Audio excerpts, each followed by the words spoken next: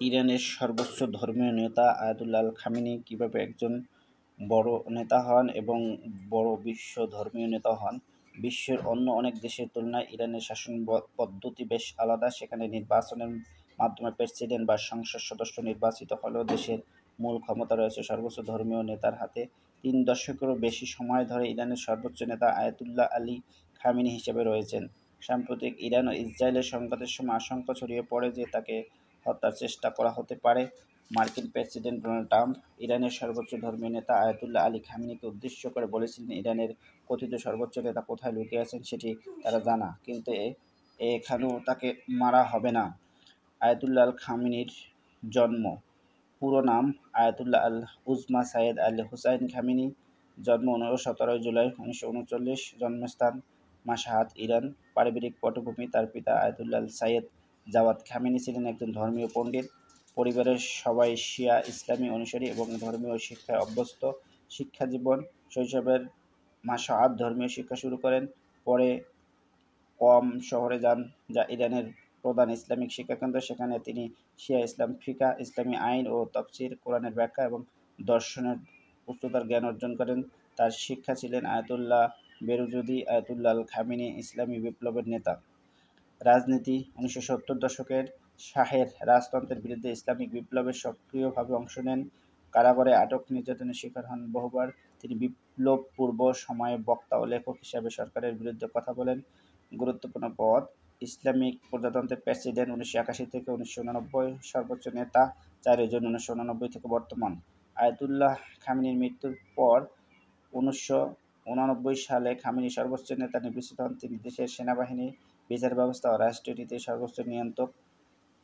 তিনি আমেরিকা ইসরায়েলের বিরুদ্ধে করা অবস্থানের জন্য পরিচিত। মধ্যপ্রাচ্যে Axis of resistance, Hezbollah, Hamas, Syria, ইরাকের শিয়া মিলিশিয়া গড়ে তোলার পেছনে গুরুত্বপূর্ণ ভূমিকা রাখেন। ধর্মীয় দৃষ্টিকোণ থেকে আয়াতুল্লাহ ফাকি তত্ত্বে বিশ্বাসী।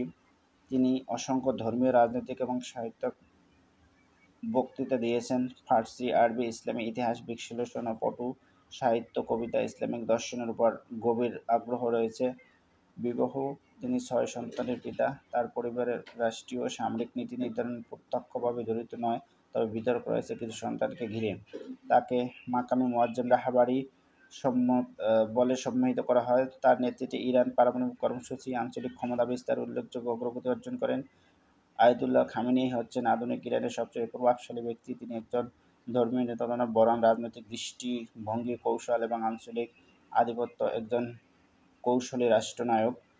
তিনি শত্রুকে কীভাবে মোকাবেলা করা যায় সেই জ্ঞান তার রয়েছে এবং সাম্প্রতিক সময়ে ইসরায়েল এবং ইরান যুদ্ধে শত্রুর চোখে চোখ রাখিয়ে কীভাবে কথা বলতে হয় সেটি কিন্তু তিনি দেখিয়েছেন। এরপর দেশটির 2 সুপ্রিম রাজতন্ত্রকে উৎখাত করা হয়।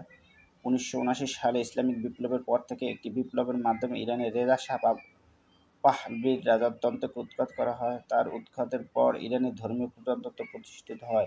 এরপর দেশটির 2 সুপ্রিম লিডার বা সর্বোচ্চ নেতা পেয়েছেন।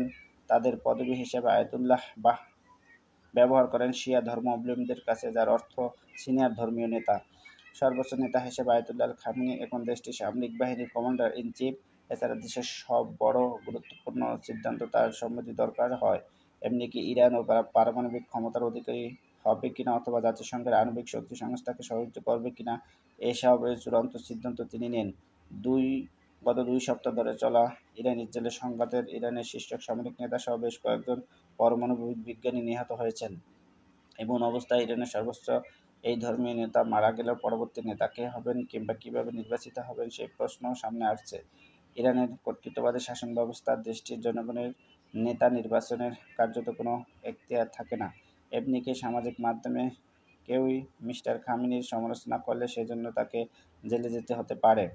আয়াতুল্লাহ আল খামেনির প্রশংসা করেছেন ডোনাল্ড ট্রাম্প। তিনি বলেছেন, তাদের সাহসিকতার পরিচয় এবং তাদের জনগণ এবং খামেনি যেভাবে লড়াই করেছেন সেটি প্রশংসনীয়। ইরান এবং ইসরায়েল এবং যুক্তরাষ্ট্রের এই ত্রিপাক্ষিক হামলায় ইরানের জনগণ এবং আয়াতুল্লাহ আল খামেনি এবং আইআরজিসি ইসলামিক বিপ্লবী গার্ড যেভাবে শত্রুর মোকাবিলা করেছে সেটি প্রশংসনীয় এবং ডোনাল্ড ট্রাম্প এই যুদ্ধবিরতির ঘোষণার পর দেশে আনন্দ উল্লাস করা হয় এবং ইসরায়েলি নাগরিকরাও তাদের বসতবাড়িতে ফিরতে শুরু করে। আয়াতুল্লাহ খামেনি প্রায় ৩ দশকের বেশি সময় ধরে দেশে সর্বোচ্চ ধর্মীয় নেতা রয়েছেন এবং তার শাসন ব্যবস্থায় জনগণকে আকৃষ্ট করেছেন এবং তিনি ন্যায় নীতির পক্ষে সবসময় লড়াই করেছেন।